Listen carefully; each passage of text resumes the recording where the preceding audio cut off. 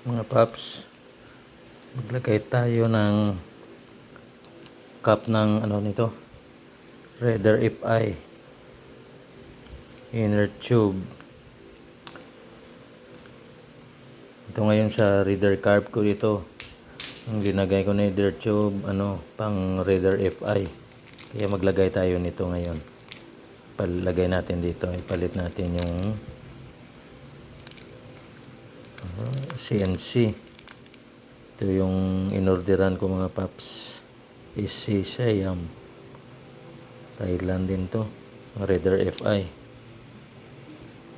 Ito na ngayon paps, lagay natin, subukan natin ito.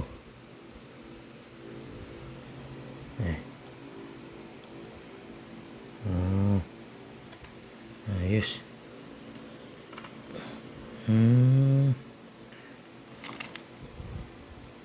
Buti mga paps, dapat baon mga paps.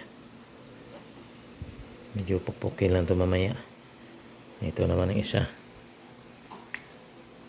Kasi pag stock kasi madali tatanggalin. Minsan ninanakaw to ng iba. Ito ilagay ito naman yung kabila. Kahit kamay paps pwede, pero mas maganda pupukin para babaon sa ilalim. Ngayon tinisting ko lang muna kung masikip. Ayos paps. Kaya pag nabaon na to, hindi na matanggal pala, matigas na siya, masikip siya, pero maganda na tingnan, no? Okay na.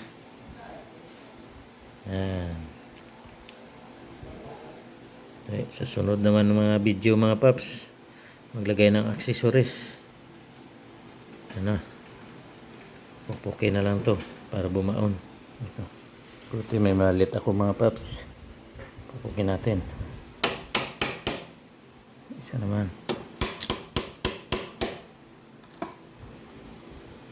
Ayos mga paps, matigas. Hirap na hilain. Pag tinanggalin mo, sungkitin na siguro nito. Ayos na mga paps. Ganda na tingnan. Okay.